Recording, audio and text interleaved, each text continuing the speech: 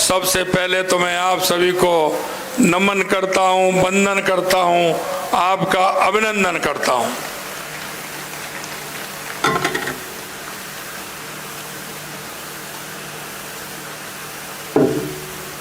मित्रों, मुझे पता है अभी अभी आपने देखा होगा मैं चूरू के अंदर था और जब मैं वहां से आ रहा था तो मैं भी 10 मिनट लेट होने का कारण हुआ कि बूंदाबांदी होने लग गई थी। इन दिनों में अगर बारिश आती है तो किसान की बड़ी परेशानी पैदा होती है। भाई सुभाष जी कह रहे थे,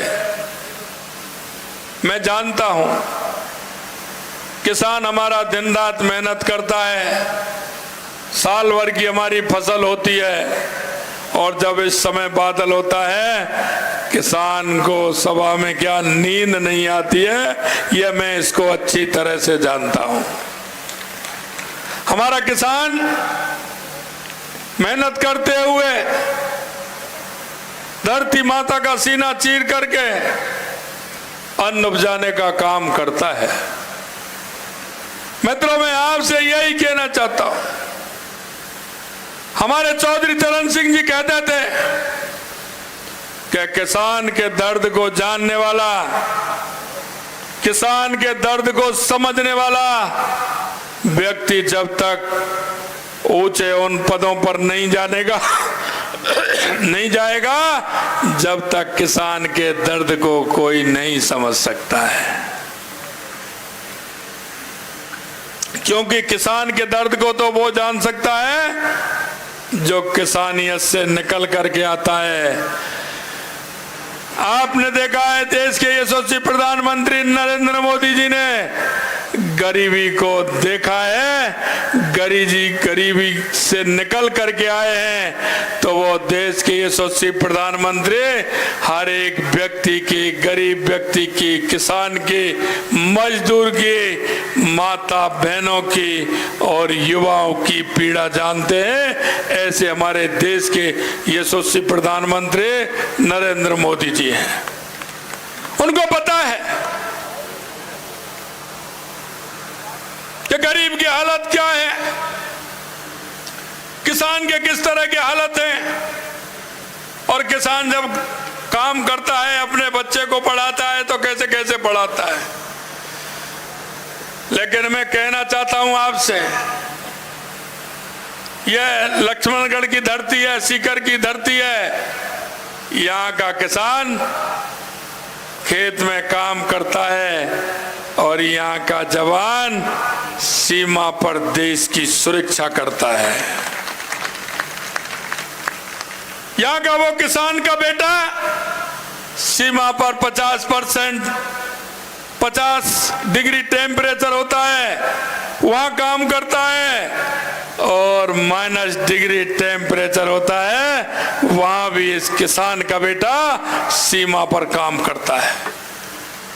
हमें पता है, लेकिन मैं मित्रों कहना चाहता हूं आपसे, किसान किस तरह से अपने पुत्र को, अपनी पुत्री को स्कूल भेजता है, पैसा सूद पर लेकर के आता है, उस बेटा और बेटी के विश्वास से लेकर के आता है, अपने कर्म को, जो कर्म है पिता का, उसको पूरा करता है, कोचिंग भी कराता है, हॉस्टल में भी रखता है, किराए का मकान भी दिलाता है। लेकिन जिस दिन वो पेपर की गारंटी होती है और वो पिताजी को कहता है कि पिताजी मैं निश्चित रूप से इस परीक्षा में पास होके दिखाऊंगा, लेकिन जिस दिन पेपर लीक हो जाता है उस दिन उस पुत्र के सपने भी चकनाचूर हो जाते हैं और उस पिता के सपने भी चकनाचूर हो जाते हैं जो बच्चे को पढ़ाने का काम करता है।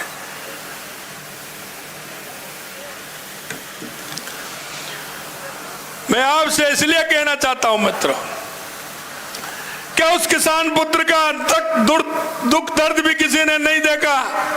उस किसान का दर्द भी किसी ने नहीं देखा?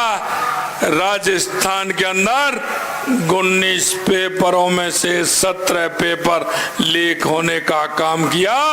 यह उस किसान के साथ और किसान के बेटे के साथ अन्याय किया है। हमने आपके बीच में कहा था, चुनाव से पहले हमने आपसे वायदा किया था, हमारे संकल्प पत्र में वायदा किया था कि जिन्होंने युवाओं के आंखों में आंसू लाए हैं और युवाओं के सपनों को चूर चूर किया है, हम किसी भी कीमत पर उनको छोड़ने वाले नहीं हैं, छोड़ने वाले नहीं हैं। ये हमने आपको विश्वास दिलाया था। ये हम आज भी मैं आपसे कहना चाहता हूं मित्रों, धीरे धीरे धीरे धीरे SIT बढ़ रही है। 85 को गिरफ्तार कर लिया। ये तो वो थे जिन्होंने नकल करके पेपर दिए थे। अगर उनमें साजिश वाले हैं ना, अभी धीरे धीरे वो भी आ रहे हैं। चिंता मत करिए, किसान और किसान पुत्र को दर्द देने वालों को चैन से नहीं सोने दूंगा, यह विश्वास कर लीजिए। मित्रों, मुझे पता है किसान की पीड़ा हम जानते हैं। किसान को सबसे पहले आवश्यकता होती है पानी की, पीने के पानी की भी आवश्यकता होती है और फसल के लिए भी पानी की आवश्यकता होती है। मैं आपको इतना ही निवेदन करना चाहता हूं मित्रों,